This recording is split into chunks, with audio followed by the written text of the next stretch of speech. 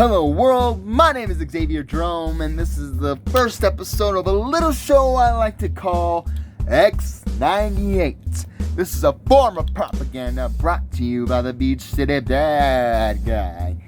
And we got plenty of things to talk about. So a quick rundown of what we're going to be talking about this episode.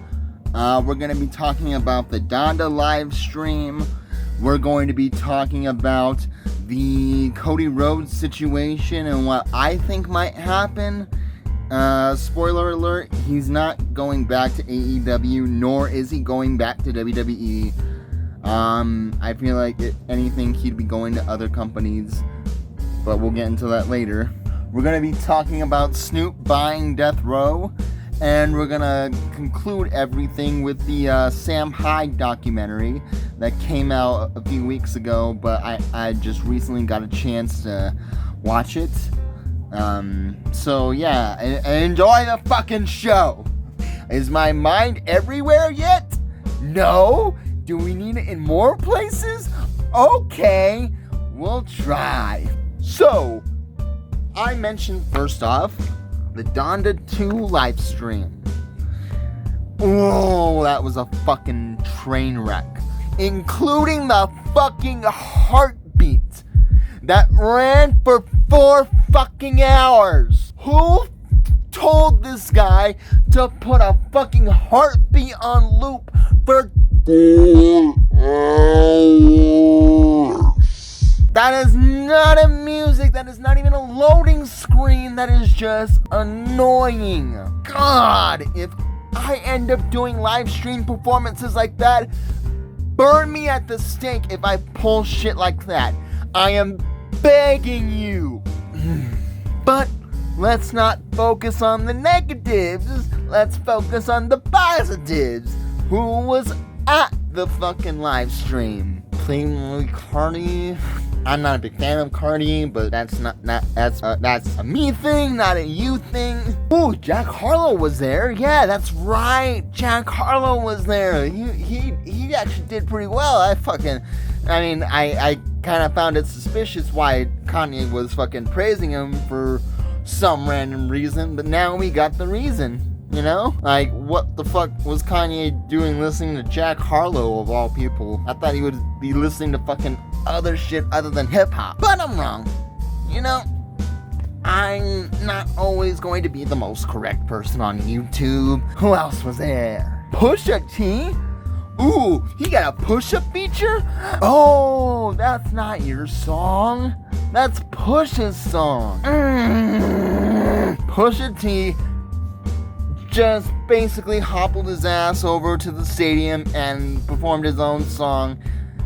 And it was kind of the best song at that particular point, because everything else was just kind of just experimental, kind of mediocrity. I'm not going to sit here and sugarcoat that I actually enjoyed the live stream. At most parts, I kind of turned it off and switched over to Twitter to kind of see what everybody else's reaction was. And I'll be damned if I didn't see plenty of Hobson tweets, because this motherfucker was brandishing the fucking white eye contact, you know? Like he's innovative. And it doesn't help that Hobson fucking dressed up as him for the fucking, this music video. Yeah, God, I keep forgetting the name. My blood pressure's gonna boil if I keep talking about this, so we're gonna move on. We're gonna move on to Cody Rhodes. Cody Rhodes is leaving AEW. Everybody keeps talking about that. Everybody has their reasons, and everybody is fucking wrong because, oh boy, I'm not gonna sit here and say that I'm an expert, but who Nelly? I don't think it's going to end up the way you guys think it's going to end up. My guess is that he's not going to go back to WWE. If I'm wrong, I'll do something stupid on the internet. You guys can put it in the comment section what I do, but I don't think Cody's going to WWE, and the more that WWE keeps teasing him, the more that just confirms it in my book. Didn't they fuck over Cody Rhodes? Didn't they put him in fucking Stardust paint? Is he really gonna go back to that? Like, granted, he was not happy in AEW. He didn't get to do the Codyverse thing anymore. He was more at the will of Tony Khan and his vision of the company, because it was his company, it was his money. He's the president, he's the founder. Just because you're a co-founder doesn't make you the fucking owner. But I get it. He was unhappy. He was not well in AEW, but he wasn't well in WWE either. The only other place that I can think of that I could see Cody Rhodes returning to is Impact. That's where most of the Cody Rhodes stuff, like, he could start up a feud with Moose again. And not just goofy Moose from before, like badass Moose. Bad guy Moose. You know? That Moose. Come on.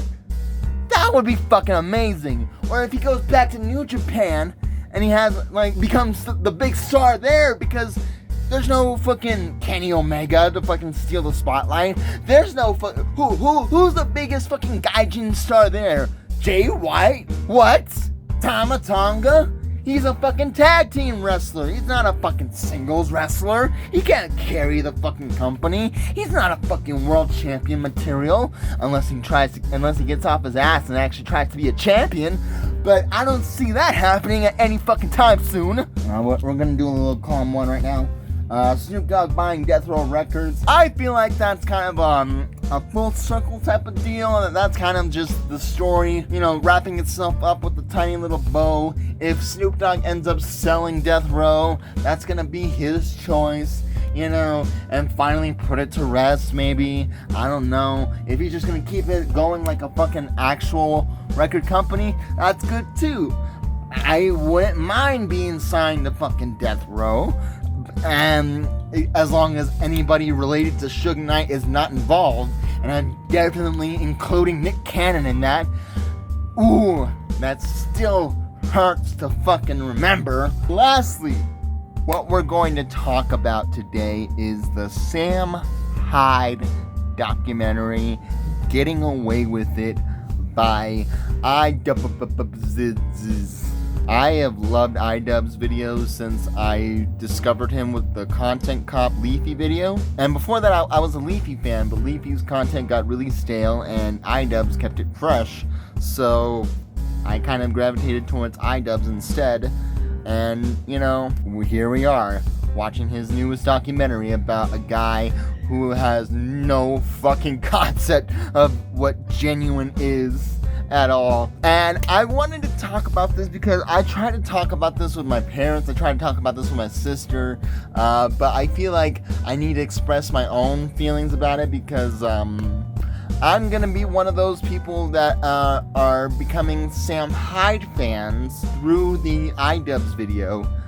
And I see these bad takes everywhere that IDubbbz doesn't know irony, like he hasn't made an edgy joke. I fucking hate those takes, because clearly he had an intention when he was doing the edgy shit. He's not trying to be a shitty person, he's telling jokes, and he made that very clear in his videos. Even as a little kid, I could even grasp the fact that he was making jokes. But if I were to go to a Sam Hyde video, specifically one of the ones that are kind of cheaply made, where he's sounding very genuine and very honest, and no hint of in any of his voice, those videos make me nervous. Those videos, like the Hyde Wars stuff, those videos make me fucking nervous.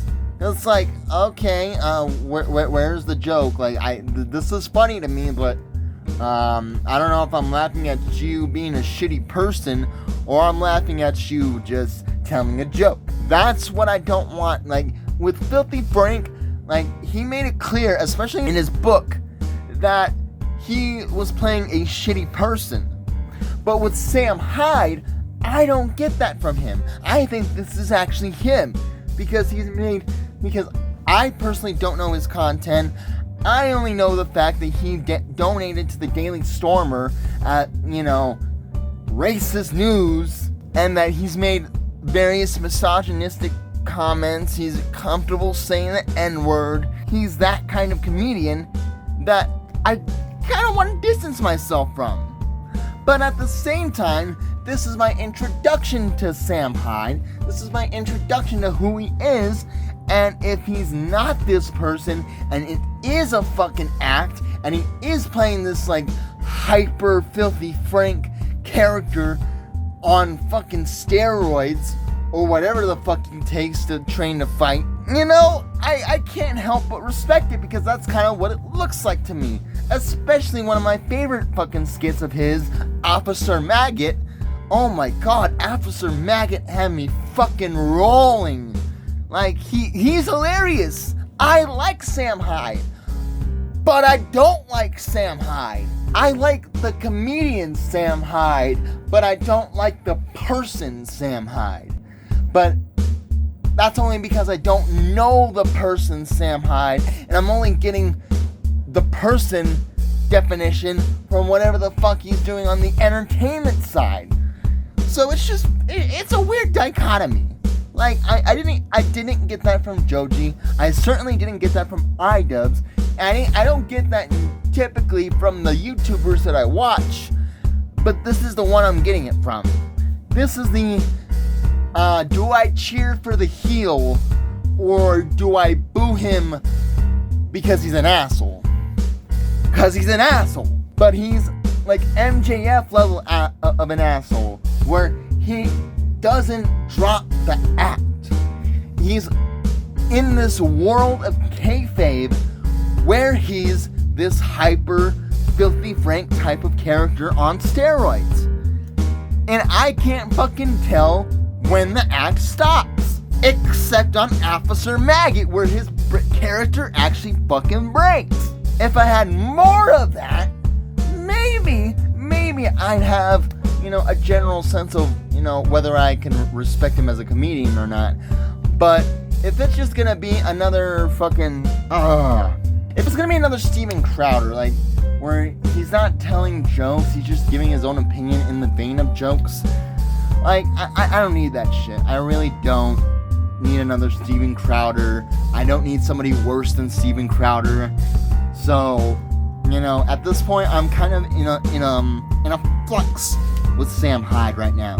I don't know whether to be a fan of his or be the guy that's totally against what he stands for. Because at one point, I did want to be a Sam Hyde type of guy. I did want to be the Filthy Frank type of guy. That's why I came up with monikers like the Beach City Bad Guy and the Banished Prince of the Old Pueblo. I needed like super villain names to convey this fucking atrocious person that I would call Xavier Drome. He was supposed to be the bad guy of the internet. But now that I'm seeing actual examples of actual bad people on the internet and people who have played bad guys on the internet, now I'm starting to see that that's not an artistic route for me that I necessarily need to go about. I feel like what I need to use this character for, if Sam Hyde is going to use comedy and his art as a way not to be genuine and to hide his opinions, as IDubbbz says, he goes in the cycle of meta-irony. If that's what he's going through, then I want to be the opposite of that, just personally. Like, if people use the internet and their internet personas to not be genuine, I want to use mine to just be genuine. I want to give my own honest opinion no matter how stupid I look, because I'm not playing a real person, I'm playing Xavier Drome, and if anything makes me look silly, that's just for YouTube. That's not for the real world, because the real world doesn't know me as Xavier Drome. They don't know that I play video games. They don't know that I watch wrestling. They don't know that I listen to hip-hop. They don't know that I make hip-hop. They don't know. All they see is a pissed off fucking kid that doesn't want to work for a living. And I see examples every single day of people not working for a living. And I want a piece of that pie.